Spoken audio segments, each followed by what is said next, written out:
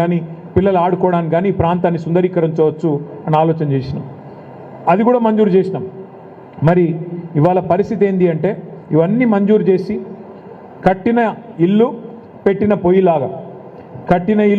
పొయ్యిలాగా ఒక వడ్డిచ్చిన విస్తరలాగా బంగారు పల్లెంలో పెట్టి రేవంత్ రెడ్డి గారికి అప్పచెప్పినాం. ఆయన చేయాల్సిందల్లా ఒకటే ఆ ఎస్టీపీల నిర్మాణం పూర్తి చేస్తే మూసీలోకి శుద్ధమైన నీరు వస్తుంది. ఆ శుద్ధమైన నీరు కిందికి నల్గొండకు పోతుంది, భువనగిరికి పోతుంది, కింద మొత్తం నల్గొండ జిల్లా పాత నల్గొండ జిల్లాకు పోతుంది. ఎక్కడ కూడా ఏ బాధ లేకుండా రేవంత్ రెడ్డి రూపాయి కూడా ఖర్చు పెట్టే అవసరం లేకుండా కింద ఉన్న నల్గొండ రైతన్నలకు కూడా లాభం జరుగుతుంది. ఆనాడు గతంలో ఉన్న మరి ప్రభుత్వాలు పట్టించుకోకపోయినా తెలంగాణ వచ్చిన తర్వాత కేసీఆర్ గారు పట్టించుకొని కింద నల్గొండ రైతులకు కూడా న్యాయం చేయాలి, పైన హైదరాబాద్లో కూడా మూసి ప్రక్షాళన జరగాలని చెప్పి మంచి ఉద్దేశంతో ఈ కార్యక్రమం చేసినారు. ఈ క్రమంలో సుధీర్ రెడ్డి గారు ఒక ఆలోచన చేసినారు. సబితక్క, సుధీర్ రెడ్డి గారు ఒకసారి కూర్చొని మనం కూడా ఒక శాంపుల్గా ఒక్క ఇల్లు కూలగొట్టకుండా మన మూసీ నదిలో మనం కూడా ప్రయోగాత్మకంగా ఒక 5-6 కిలోమీటర్లు సుందరీకరణ చేయాలని చెప్పి కేవలం 6 కోట్ల రూపాయలతో ఇప్పుడు మీరు చూసిన ఫుట్పాత్లు కానీ, ఇప్పుడు మీరు చూసిన మరి అక్కడ ఓపెన్ జిమ్లు కానీ, అక్కడ మీరు కట్టిన ఫ్లాగ్ పోస్ట్ కానీ, అట్లాగే పక్కన కట్టిన కొన్ని క్రీడా ప్రాంగణాలు కానీ అటువైపు ఇటువైపు 3 కిలోమీటర్లు, అవతల ఉప్పల్ నియోజకవర్గంలో 2.5 కిలోమీటర్లు కేవలం 6 కోట్ల రూపాయలతో సుందరీకరణ కూడా చేసి ఇవాళ 3-4 వేల మంది రోజు వాకింగ్ చేసే విధంగా దీన్ని కూడా తీర్చిదిద్దడం జరిగింది. అట్లాగే అవతల పక్కన ఉప్పల్ నియోజకవర్గంలో మూసీ తీరం మీదనే 10 ఎకరాల స్థలంలో 10 ఎకరాల విశాలమైన స్థలంలో 30 కోట్ల రూపాయలతో మరి శిల్పారామం కూడా ఏర్పాటు చేయడం జరిగింది. అక్కడ కేవలం శిల్పారామం అక్కడ మాదాపూర్లో మాత్రమే ఉంటుంది. కానీ ఇక్కడ నుంచి అక్కడ దాకా పోయే అవసరం ఏముంది, మూసీ తీరంలోనే శిల్పారామం కూడా ఏర్పాటు చేయాలని చెప్పి 30 కోట్ల రూపాయలతో శిల్పారామం కూడా ఏర్పాటు చేసి బ్రహ్మాండమైన నిర్మాణాన్ని అవతల వైపు చేయడం జరిగింది. ఇవన్నీ ఒక్క ఇల్లు గుల్లగొట్టకుండా, ఒక్క ఇటుక ముట్టకుండా, ఒక్క పేదవాడి కడుపు కొట్టకుండా కేసీఆర్ గారి ప్రభుత్వం చేసి చూపెట్టింది. ఇవాళ రేవంత్ రెడ్డి గారు చేయాల్సిందల్లా ఏంటంటే 1100 కోట్ల రూపాయలతోన ఆ నీళ్లు తీసుకొచ్చి గండిపేట చెరువులో పోయాలి. ఈ బ్రిడ్జిలు ఏవైతే మనం శాంక్షన్ చేసినామో 545 కోట్లతోని వాటిని పూర్తి చేయాలి. మంచిగా బ్రహ్మాండంగా రిబ్బన్లు కట్ చేసుకోవచ్చు, సపోర్ట్లు కొట్టించుకోవచ్చు, నేనే చేసినా డబ్బా కొట్టుకోవచ్చు.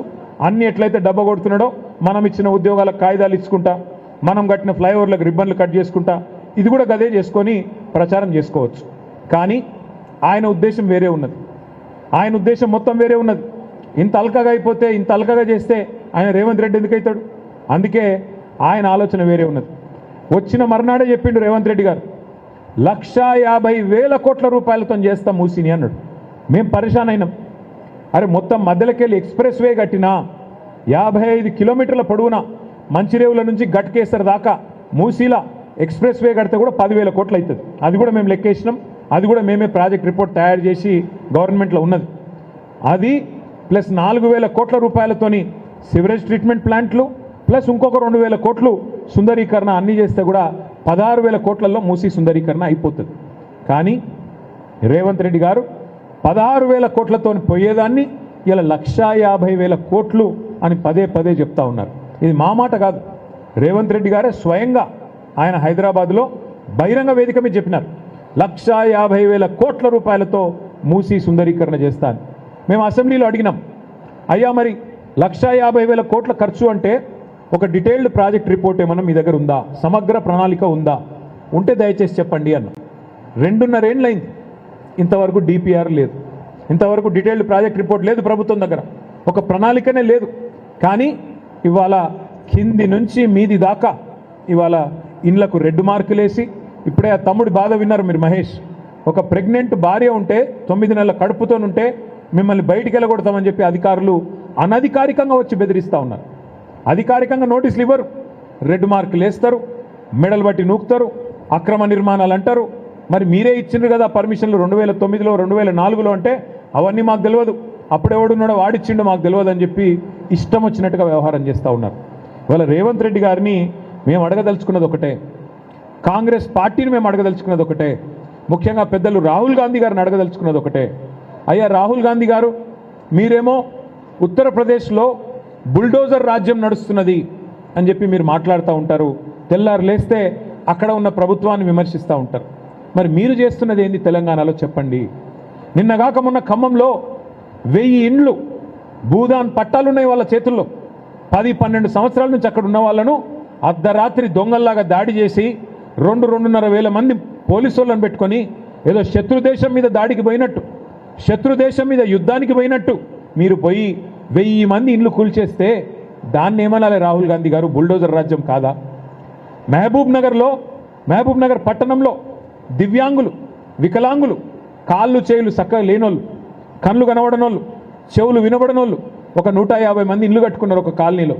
గవర్నమెంట్ స్థలమే కావచ్చు, కట్టుకుంటే నీ బుల్డోజర్లు పోయి వాళ్ళకి పాపం కాళ్ళు చేయాలి చక్కగా లేని వాళ్ళని కూడా చూడలే, గుడ్డోళ్ళని చూడలే, చెవిటోళ్ళని చూడలే, వాళ్ళని కూడా బజార్లకు గుంజి వాళ్ళని కూడా మెడలు బట్టి బయట నూకేసి వాళ్ళ ఇల్లు కూడా గులగొట్టింది.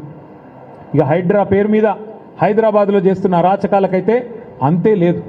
ఏందయ్యా ఇది అని అడిగితే ఇవి బఫర్ జోను, ఇది FTL అని మాట్లాడతారు. వాళ్ళు అడుగుతున్నారు, ఇవాళ ఎవరెవరైతే బాధితులు ఉన్నారో వాళ్ళు అడుగుతున్నారు, అయ్యా పర్మిషన్లు ఇచ్చింది మీరు, రిజిస్ట్రేషన్లు చేసింది మీరు, పర్మిషన్లు ఇచ్చింది మీరు, ట్యాక్సులు కట్టించుకుంటున్నది మీరు, కరెంటు బిల్లులు కట్టించుకుంటున్నది మీరు, మరి అట్లాంటప్పుడు ఇవి అక్రమం ఎట్లయితాయి? సక్రమమే కదా అంటే సమాధానం చెప్పేవాడు లేడు. ఏమనంటే కేసీఆర్ కట్టించిన డబల్ బెడ్రూమ్ ఇళ్ళకు ఒండ్రి అవి ఖాళీగా ఉన్నాయి, మేము మిమ్మల్ని మెడల్ బట్టి అందులోకి నూకుతామని చెప్పి బెదిరించుడు తప్ప ఇంతవరకు సమాధానం రావట్లేదు. రేవంత్ రెడ్డి గారిని ఈ రాష్ట్రంలోని పేదల తరపున, రాష్ట్రంలోని మీరు ఎవరెవరు ఇళ్ళైతే గులగొడుతున్నారో వారందరి తరపున నేను ఒకటి అడుగుతా ఉన్నా. రేవంత్ రెడ్డి గారు నీకు చిత్తశుద్ధి ఉంటే సమాధానం చెప్పు. నీ ఇల్లు స్వయంగా ముఖ్యమంత్రి రేవంత్ రెడ్డి ఇల్లు కొడంగల్లో మీరు కోస్గిలో ఇల్లు కట్టుకున్నారు. కోస్గిలో మీరు కట్టిన ఇల్లు రెడ్డికుంటలో ఉన్నది, తాలాబ్లో ఉన్నది, అది కూడా చెరువులో ఉంది. వాస్తవమా కాదా చెప్తావాను ముందుకొచ్చి? నేను రేవంత్ రెడ్డిని సూటిగా అడుగుతా ఉన్నా, నీ ఇల్లు స్వయంగా ఇలా రెడ్డికుంటలో కోస్గిలో ఉన్న మాట వాస్తవమా కాదా? రేవంత్ రెడ్డి గారు మీరు సమాధానం చెప్పండి.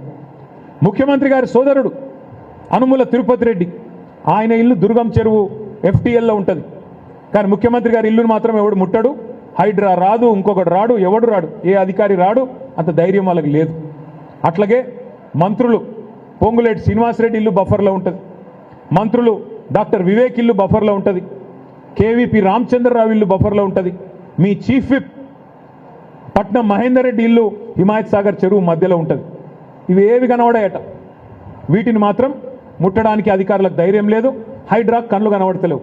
కానీ గరీబోడైతే, పేదవాడైతే పర్మిషన్లున్నా, ఫీజులు కట్టించుకుంటున్నా, రిజిస్ట్రేషన్లున్నా, ట్యాక్సులు కట్టించుకుంటున్నా, నీ ఇష్టం వచ్చినట్టు ఇవాళ కూలగొడతానంటే పేద ప్రజలు వదిలిపెట్టారు. రేవంత్ రెడ్డి గారు నిన్ను, నీ రాహుల్ గాంధీని తప్పకుండా సందర్భం వచ్చినప్పుడు కుర్చీ మడత పెట్టి, ఇలా కుర్చీలో కూర్చున్నా ఎగురుతున్నావు, అదే కుర్చీని మడత పెట్టి నిన్ను తరిమి కొట్టే రోజులు కూడా దగ్గరలో ఉన్నాయని చెప్పి కూడా నేను హెచ్చరిస్తా ఉన్నా. ఇది మంచి